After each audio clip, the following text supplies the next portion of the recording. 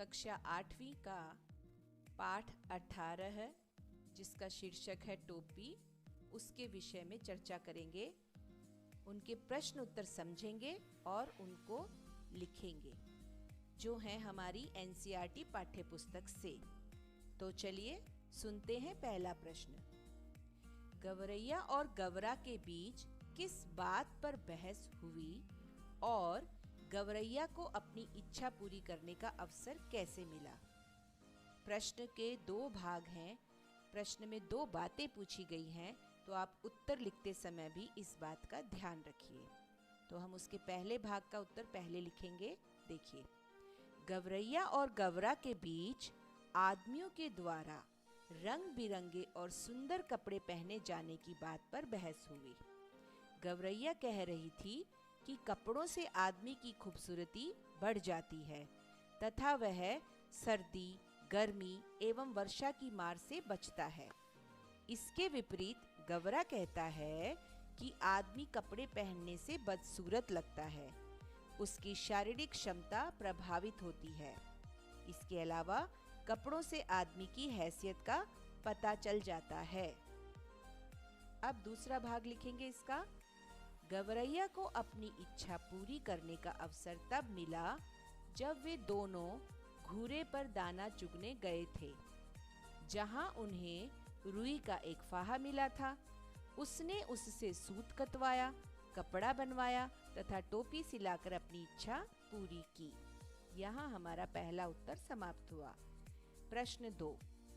गवरैया और गवरे की बहस के तर्कों को एकत्र करें और उन्हें संवाद के रूप में लिखें।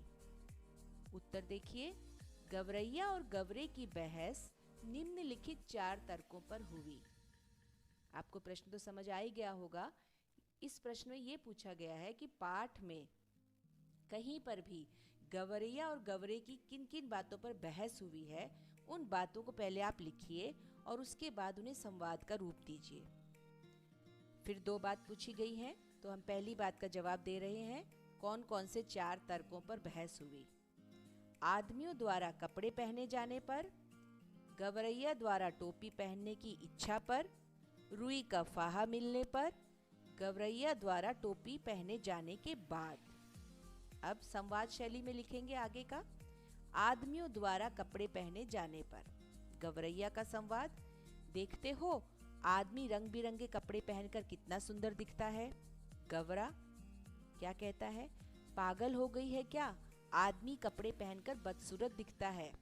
गवरैया कहती है, पर आदमी मौसम की मार से बचने के लिए भी कपड़े पहनता है। गवरा, कपड़े पहनने से आदमी की सहन शक्ति भी तो प्रभावित होती है। अगली बात, गवरैया द्वारा टोपी पहनने की इच्छा पर। गवरैया कहती है, आदमी की टोपी की तरह मेरा भी मन टोपी पहनने को करता है। गवरा कहता है, तू टोपी की बात कर रही है? टोपी की तो बहुत मुसीबतें हैं, कितने राजपाट बदल जाते हैं। लोग अपनी टोपी बचाने के लिए कितनों को टोपी पहनाते हैं। जरा सी चूक हुई और टोपी उछली। मेरी बात मान तो तू टोपी के चक्कर में पड़ी मत। अगली बात, रुई का फाहा मिलने पर। गवरैया का डायलॉग, मिल गया मुझे रुई का फाहा मिल गया। गवरा, लगता है तू पगला गई है। तुझे पता है रुई से टोपी बनवाने तक का सफर कितना कठिन है? गवरैया कहती है, टोपी तो बनवानी है, चाहे जैसे भी बने। गवरैया द्वारा टोपी पहने जाने के बाद गवरैया गवरे से कहती है, देख मेरी टोपी सबसे निराली, 5 फुंदने वाली। गवरा कहता है, वाकई तू तो रानी लग रही है। गवरैया कहती है, रानी नहीं राजा कहो राजा, अब कौन राजा मेरा मुकाबला करेगा। और इस तरह से हमारा इस प्रश्न का उत्तर यहीं समाप्त होता है। प्रश्न 3 देखते हैं। टोपी बनवाने के लिए गवरैया किस किस के पास गई? टोपी बनने तक के एक एक कार्य को लिखें। यहाँ पे भी प्रश्न समझिए। गवरैया का टोपी बनने तक का सफर आपको लिखना है, किस किस के पास गई और वहां पर उसका कैसे कैसे काम बना। तो देखिए उत्तर। टोपी बनवाने के लिए गवरैया निम्नलिखित 4 लोगों के पास गई। दुनिया के पास, रुई के फाहे को ले गवरैया सबसे पहले धुनिये के पास गई। वह पहले तो उसका काम करने को तैयार नहीं था, पर आधी रुई मेहनताने के रूप में पाने पर काम करने के लिए तैयार हो गया और उसने रुई धुन दी। कोरी के पास धुनी हुई रुई ले गवरैया कोरी के पास गई। कोरी ने पहले तो मुफ्त में काम करने से मना कर दिया, पर आधा सूत मेहनताना के रूप में पाने के लालच में महीन सूत काट दिया।